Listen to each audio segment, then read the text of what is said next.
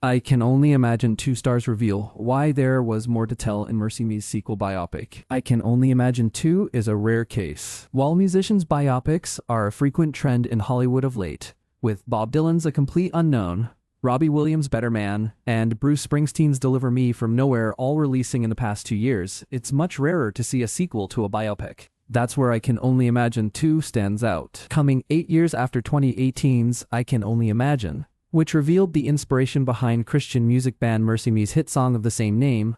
I Can Only Imagine 2 continues the story of lead singer Bart Millard and his struggles with being a good parent and husband. On the decision to do a sequel, director Andrew Irwin said that Bart's happily ever after kind of didn't last, and that making a sequel felt like the second half of a whole. John Michael Finley returns to play Millard, who said he was enticed to return to the film because he was going through a phase in life right now that's not too dissimilar to what Bart was going through at the time. He's joined by Outlander's Sophie Skelton as Bart's wife, Shannon, who said that taking over the role from I Can Only Imagine's Madeleine Carroll was an interesting challenge. But Millard's inspirational journey isn't the only one on display in I Can Only Imagine 2, as This Is Us' Milo Ventimiglia joins the cast as Tim Mins. Tim Mins is fighting his own battle behind the scenes, but his friendship with the band, particularly Bart's son, Sam, played by Sammy Dell, leads him to become a co-writer on the band's hit single, Even If. Ventimiglia said that getting to know the real-life Timmins filled him with such confidence that there was no way that he wouldn't do this film. The direct conversations with John Michael Finley, Bart, Sammy Dell, Sam, Sophie Skelton, Shannon, Milo Ventimiglia, Tim, Ariel Kebbel, Hilary, Dennis Quaid, Arthur, along with director Andrew Irwin and musicians Bart Millard and Tim Timmins, can be found below. I Can Only Imagine 2 is in theaters on February 20th. Bart Millard.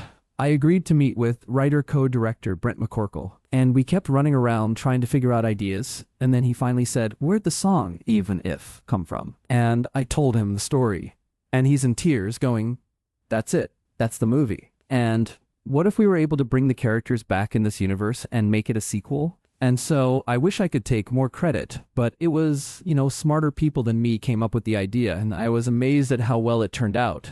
Andrew Irwin. I was the last one to convince. I was really resistant. Because of what you said, it's like a true story. I only wanted to go back if there was more story to tell. But Brent McCorkle, who co-directed this with me, is very convincing.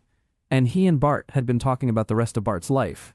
And the idea that, after everything seemed to work out in the first movie in his life, really, there was more to tell. The happily ever after kind of didn't last, and there was just this struggle, especially with fatherhood, about how do I give to my son what my dad never gave to me? I had 2 months with a good dad. I had 22 years with an abusive one. And how do I turn around and be a father to my kids? And so there's that. And then this idea of just how to find hope and meaning in life when it's hard. So there's a lot of depth to this story that caught me off guard. A story has to move me emotionally first before I feel like I can honestly tell it for other people. And this being a sequel, it felt like the second half of a whole. It felt like it completed the story for me. John Michael Finley. I'm going through a phase in life right now that's not too dissimilar to what Bart was going through at the time. And I couldn't wait to jump into the role of a father. I couldn't wait to explore some of the issues that often get overlooked. I mean, how often do you see a story about type 1 diabetes, or cancer, or death in the family, or loss of faith, or things like that? And so it's just honestly been my pleasure to be vulnerable and tell some of the heavy stories that need to be told. Dennis Quaid. Arthur is just Bart's memory at this point, which made it sweet in a sense, because that's how we're left with our memories in life, right? The more memories we can create, that's our love, I want to be in everything that Andrew Irwin does, and it has a special place in my heart, this movie, and I just wanted to be a part of it. Milo Ventimiglia. You have this beautiful script in front of you, and then on top of it, you have this beautiful character that they're asking you to play, and then you go the level deeper. He is a real, live human being. So I'm thinking to myself, wow, all that goodness, all that grace, all that gratitude from this character that I'm reading in words on a page, how do they exist in real life? And when I got to know Tim and spend time with Tim, I was like, oh my gosh, I fully understand why the words on the page were as written. Tim is even more loving. There's more gratitude. There's more grace. There's more of just everything that I was experiencing from the script. It really honestly filled me with such confidence that there was no way that I wouldn't do this. There was no way that I was even afraid of the prospect of it. Tim Timmins.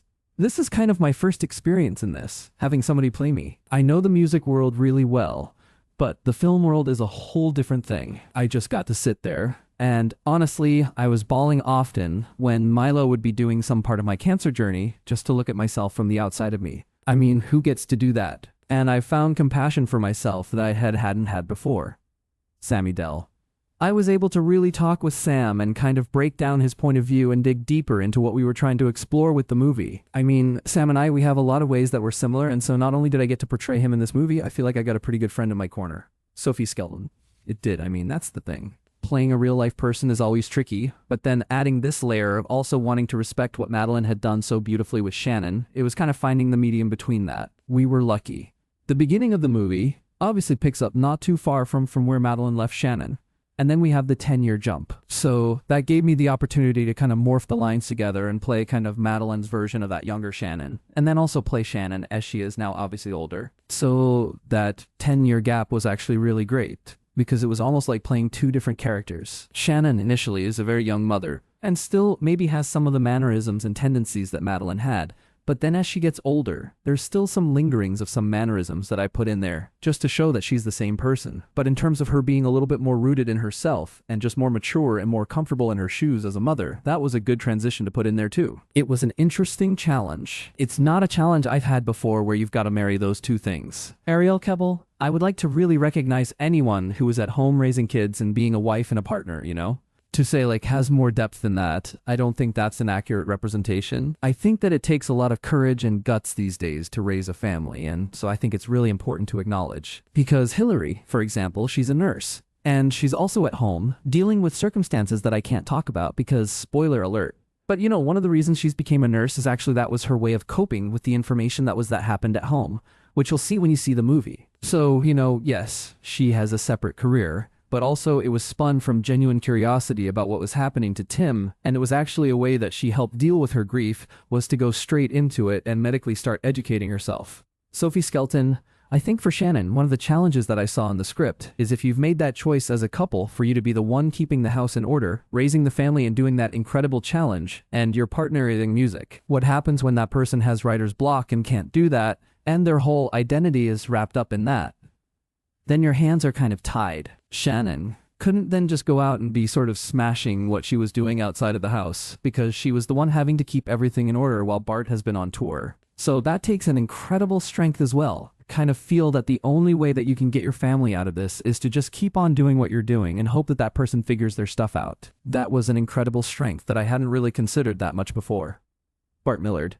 I mean, for me, it was the reaction. I mean, if the story's there and the movie's done right, it's worth doing. I've been in MercyMe for over 30 years and singing in front of people and telling these stories, but the net that a movie can cast and the reach that it has is like nothing I've ever seen, especially after the first one. So knowing the potential, if the story is told right, that it could affect a lot of people, which is, for me personally, what I was called to do is to show people there's hope. And this is new to me, the movie world, but it's amazing the impact that it can potentially have. John Michael Finley. I think people connect with honesty, vulnerability, and truth, even though all those things can be subjective. You know, I don't think there's anything all that special about any of these people and these stories or the things they're going through. I think they're things that many people go through, and I think that's what makes it special. I think we kind of learned from the first film that, man, if we can just keep that honesty and that vulnerability, I think people will connect.